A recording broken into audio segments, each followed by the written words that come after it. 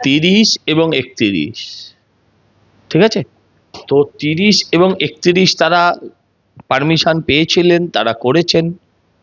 31 তারিখে নয়, 1 তারিখে দুপুরবেলা এসে যদি সেনা খুলে দেয় তাহলে সেটা অপরাধ। আপনি যে কথাটা বলেছেন সে কথাটা আসিফ মুনিরের মুখে শোভা পায়। সে কথাটা আসিফ মুনিরের মুখের ভাষা আপনার মুখে। বলছেন যে আমাকে দেখে সেনাবাহিনী পালিয়ে গেছে। হ্যাঁ, আর এটা মদন মিত্র বললে মানায়, এটা মমতা ব্যানার্জির মুখে মানায় না। সেনাবাহিনী আপনাকে দেখে পলায়ন করবে? তাহলে বসে থাকলেন না কেন? বসে থাকলেই তো ভালো হতো। আপনাকে শুদ্ধ ওরা খুলে ফেলে তারপর তুলে দিত ম্যাটাডোরে, লরিতে, ডেকোরেটরের গাড়িতে। দেখে খুব আনন্দই হচ্ছে, বলতে ইচ্ছা করছে দেখ কেমন লাগে। অরূপ বিশ্বাসের বাপের চাকর নাকি সেনাবাহিনী? আরে এটা তৃণমূলের, আমি ভাবলাম ওটা ইলেকশন লিস্ট বোধ হয়। নির্মল ঘোষ কি বলছিল, এটা আমার বাড়ি, এটা আমার বাড়ি। লোকের বাড়িতে যখন হামলা করিস তখন লজ্জা হয় না? ভাঙড়ে গিয়ে বলতে পারবে যে বোরকা পরে চলে তো আসেন, হ্যাঁ, ভাতা নেবার সময় বলতে পারবে? কে কি গন্ধ পাচ্ছে, যারা মানুষের বদলে অন্য কোনো প্রজাতিতে পড়ে তারা বলতে পারবে। আমি আপনাকে একটা ছবি দেখাচ্ছি, পারমিশন আপনার আছে, এ দেখুন পরিষ্কার করে লেখা আছে, দেখা যাচ্ছে 30 এবং 31, 30 এবং 31, ঠিক আছে? তো 30 এবং 31 তারা পারমিশন পেয়েছিলেন, তারা করেছেন। 31 তারিখে নয়, 1 তারিখে দুপুরবেলা এসে যদি সেনা খুলে দেয় তাহলে সেটা অপরাধ। এটা সেনা, এটা পুলিশ নয়, এটা হোমগার্ড নয়, এটা আপনার সিভিক ভলেন্টিয়ার নয় দিদিমণি। আর সেনাদের অপমান করে আপনি ভারতবর্ষের সার্বভৌমত্বকে অপমান করছেন। আপনি আপামর 140 কোটি ভারতবাসীকে অপমান করছেন। ভারতবাসীকে আপনি অপমান করবেন এটাই স্বাভাবিক। আপনি যে কথাটা বলেছেন সে কথাটা আসিফ মুনিরের মুখে শোভা পায়। সে কথাটা আসিফ মুনিরের মুখের ভাষা আপনার মুখে। আপনি ভাষা আন্দোলন করেন, এই ভাষাটা পাকিস্তানি সন্ত্রাসবাদীদের মুখের ভাষা। এই ভাষা কোনো ভারতবর্ষের কোনো অঙ্গরাজ্যের কোনো প্রধানের ভাষা, কোনো মুখ্যমন্ত্রীর ভাষা হতে পারে বলে আমি অন্তত বিশ্বাস করি না। সেনা হোমগার্ড নয়, আর সেনাকে কথায় কথায় অসম্মান করা আপনি ছাড়ুন। আপনাকে বিনীত অনুরোধ করছি, সেনাকে অসম্মান করলে আপামর ভারতবাসীর অসম্মান হয়। আপনি একজন প্রশাসনিক প্রধান হয়ে কাজ থেকে বিরত থাকুন। পুলিশ আর সেনা এক নয়। আপনি পশ্চিমবঙ্গটাকে যে জমিদারি ভেবে নিয়েছেন, জমিদারির থেকে একখণ্ড জমি অন্তত সেনার, সেটা মাথায় রাখুন। সেনা ঠিক তারা যেরকম শৃঙ্খলা পরায়ণ, আপনার মতন বিশৃঙ্খল নয়, আপনার পুলিশের মতন অসভ্য নয়। তারা নির্দিষ্ট সময়সীমা পার হওয়ার পর অনেকক্ষণ যথেষ্ট অপেক্ষা করার পর তারা দায়িত্ব নিয়ে পালন করেছে, তারা কাজ করেছে। এই হচ্ছে ব্যাপার। মুখ্যমন্ত্রীর কাছে আপনি যখন এই বার্তা পৌঁছচ্ছেন যে তারা সেনার একটা নির্দিষ্ট, তারা যথেষ্ট কর্তব্যপরায়ণ এবং নিয়মানুবর্তিতা তারা মেনে চলেন, সেইখানে দাঁড়িয়ে আমি বলবো সোজা একদম মঞ্চে পৌঁছলেন মমতা বন্দ্যোপাধ্যায় এবং তিনি বলছেন হাইলাইট হওয়ার জন্য, দৃষ্টি ঘোরানোর জন্য বলছেন যে আমাকে দেখে সেনাবাহিনী পালিয়ে গেছে।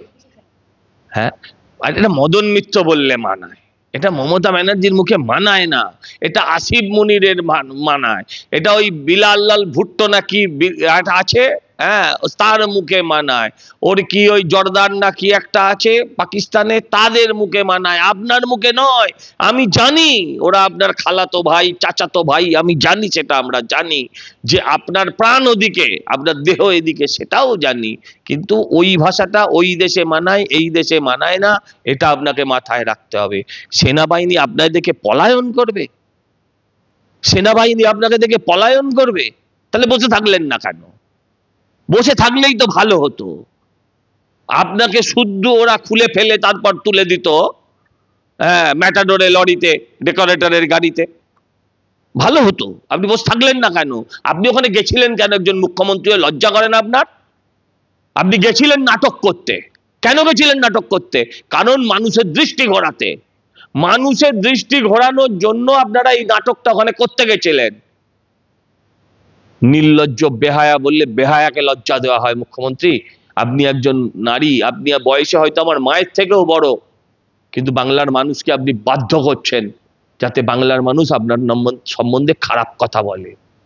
সজলদা, মমতা বন্দ্যোপাধ্যায় একদম মঞ্চে একদম দাঁড়িয়েই বলছেন যে বাকি সব এজেন্সি তো কেন্দ্রের ললিপপ, সেনা বাকি ছিল। আমরা সেনার প্রতি যথেষ্ট গর্বিত।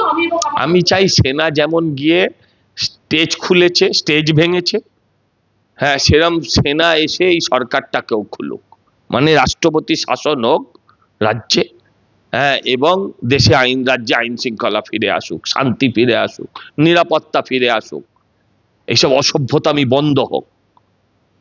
সজলদা, একদিকে মুরলীধর সেন লেনে বিজেপির মঞ্চ ভেঙে দিল পুলিশ।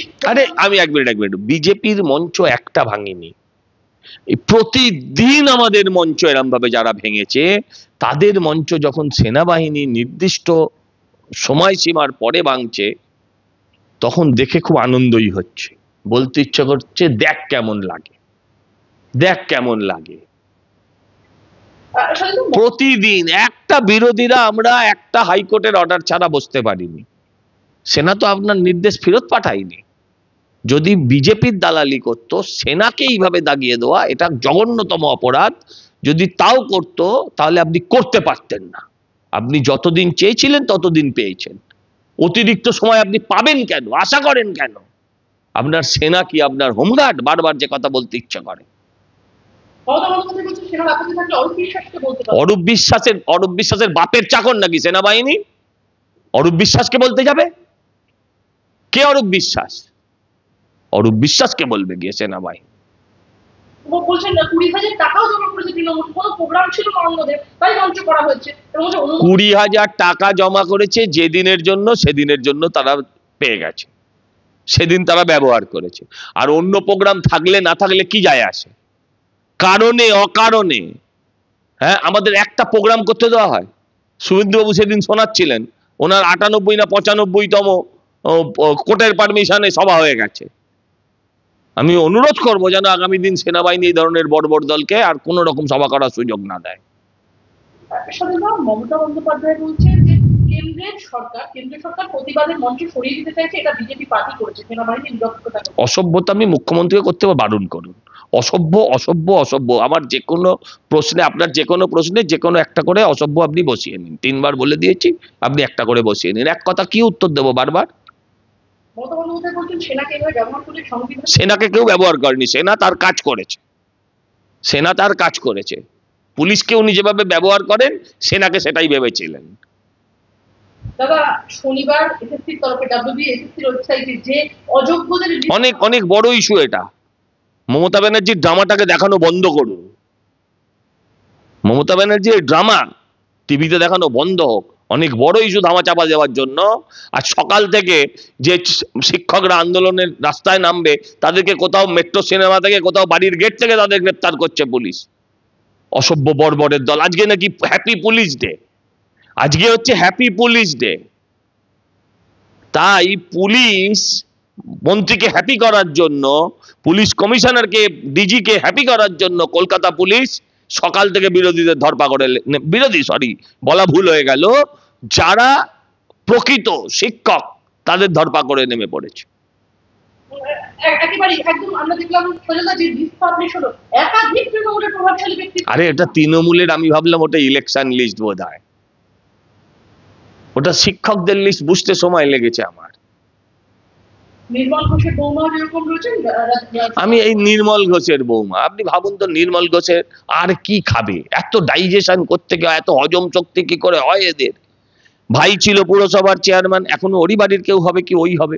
আচ্ছা, তারপরে উনি ছিলেন বিধায়ক, হ্যাঁ, ওনার ছেলে সিআইসি হবে কি কিছু হবে, ওনার বৌমা, ওনার মেয়ে সিআইসি হবে। আচ্ছা, ওনার বৌমা, সে চাকরিটাও তারা ছাড়বে না, চাকরিটাও করবে।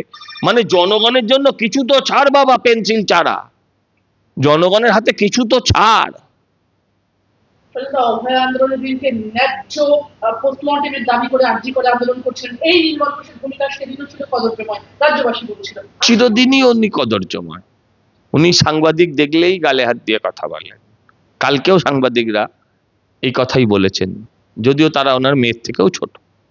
রাজপুর সোনারপুরের কাউন্সিলর তারও নাম রয়েছে অজয় বন্দ্যোপাধ্যায়। তিনি অবশ্য বলছেন তিনি এই তালিকা মানেন না, হাইকোর্টে যাবেন এই তালিকা দেবেন। হ্যাঁ গেছিল তো ববি, ওই কি অধিকারী যেন আমাদের অঙ্কিতা অধিকারী গেছিল তো, হাইকোর্টে গিয়ে জুতোর বাড়ি খেয়েছে, এও খাবে।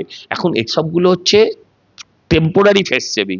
কালকে কিরম হচ্ছিল দেখছিলেন না, নির্মল ঘোষ কি বলছিল, এটা আমার বাড়ি, এটা আমার বাড়ি। লোকের বাড়িতে যখন হামলা করিস তখন লজ্জা হয় না? সেটাও তো তাদের বাড়ি। এখানে তো সাংবাদিক গেছে, কি বলছিল, এটা আমার বাড়ি, এটা আমার বাড়ি। হ্যাঁ, তোমার বাড়িতে যখন গেছে তখন খুব খারাপ লেগেছে না সোনা? যাবে, আরো যাবে, বাড়িতে এবার জনগণ যাবে, যাদের থেকে টাকা নিয়েছেন তারা যাবে। বুঝে সুঝে লিস্টটা পাবলিশ করেছে। এটা 1806 নয়, এটা 1806 নয়, এটা 8006 হওয়ার কথা। শুধু সেই লিস্টগুলো পাবলিশ করেছে যারা নিজেরা নেতা বা যাদের পরিবার নেতা, যেখানে টাকা পয়সার ডিল হয়নি বেশি, তাদের এখনো রেখে দিয়েছে। নিশ্চিন্তে থাকুন, আমি বলছি এগুলো তারা যাদের থেকে টাকা খাওয়া হয়নি, যাদেরকে ভালোবেসে চাকরি দেওয়া হয়েছে। ওই কুহেলি ঘোষ না কি, কুহেলি সরকার কি নাম আমি ভুলে গেছি, তো তার কেন, তিনি তো নিশ্চয়ই কাউন্সিলর চাকরি দিয়ে টাকা পাননি, নেতাকে ধরে টাকা পেয়েছেন। এবারে এই আপনার নান্টু ঘোষ মানে নির্মল ঘোষ, তার বৌমা নিশ্চয়ই চাকরি মানে টাকা দিয়ে চাকরি পায়নি। অতএব যে ক্ষেত্রে ওরা টাকা খেয়েছে সেক্ষেত্রে নামগুলো এখনো প্রকাশ করেনি। কেন? কারণ এবার তো টাকা চাইতে যাবে মানুষ, সেই লোকগুলো যেদিন চাকরি যাবে সেই লোকগুলো তো দলে দলে বাড়ির নিচে ভিড় করবে।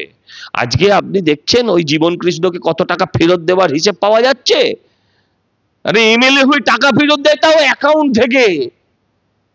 এদেরকে তো জুতো পেটা করা উচিত, আইন পাল্টে এদেরকে শুলে চাপানো উচিত। দাদা, অন্যান্য রাজ্যে আমরা মানুষ দেখে যে কজনের চাকরি হলো, এ রাজ্যে মানুষ টিভি করে দেখছে যে চুরি করে কজনের চাকরি গেল। রাজ্যে কি চলছে? যার যেভাবে রাজ্যকে চেয়েছিলাম আমরা ঠিক তেমনই চলছে। এই তালিকা কি করতে সম্পূর্ণ একদমই নয়, একদমই নয়। প্রথম বিকেল বেলা যেটা লাগিয়েছিল সেটা ছিল 1803, সম্পূর্ণ একটা অন্য তালিকার 1804 লাগলো। তারপরে আবার মাঝরাত্রের পর ভোর রাত্রে আবার দুটো যোগ হলো। ভাই এটা কি হচ্ছে? 7 তারিখ এবং 14 তারিখ যারা পরীক্ষা দেবেন, আপনি সত্যি স্বচ্ছতার সাথে পরীক্ষা দিতে পারবেন? যোগ্যদের কেন পরীক্ষা দিতে হবে? যদি আমি আপনাকে একটা অঙ্ক বুঝিয়ে বলি, স্বচ্ছতার সাথে হয়তো যদি পরীক্ষাটাও হয়, এই যে 26,000 এদের সকলের চাকরি হওয়াটা মুশকিল। কারণ 10% নাম্বার রেখেছে, 10 নাম্বার রাখা হয়েছে কিসের জন্য? এক্সপিরিয়েন্সের জন্য। আরো একটা কোনো ওরাল বা ভাইবা আছে যেখানে 10 আছে। এদের যদি 10-এ 10 দিয়ে দেওয়া হয়, তাহলে এদের ঢোকাতে গিয়ে যে সাধারণ ছেলেগুলো যারা এবারে অ্যাপ্লাই করেছে 5 লাখের মধ্যেই 26,000-এর, মানে বা বৈধ প্রাক্তন শিক্ষকরা বাদ দিলে, তারা তো বঞ্চিত হবে। তারা বঞ্চিত হবে না? তারা তো এসবের কোনো সমস্যাই নেই, তারা পরীক্ষা দিতে এসছে। এই 26,000-এর জন্য কোনো আলাদা কোটা নেই। তাহলে এই 26,000 লোকের যদি আবার চাকরি হয়, ডবল চাকরি হয়ে যায়, তাহলে তো ওই ছেলেগুলো বঞ্চিত হবে।